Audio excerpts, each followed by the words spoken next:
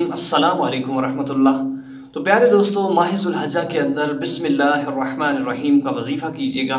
इंशाअल्लाह जो नीयत रख कर ये अमल करेंगे इंशाअल्लाह आपको बरकत नसीब होगी, फ़ायदा नसीब होगा। तो जिसके अंदर इंसान के लिए फ़ायदा रखा हो इंसान ज़रूर उसको हासिल करता है।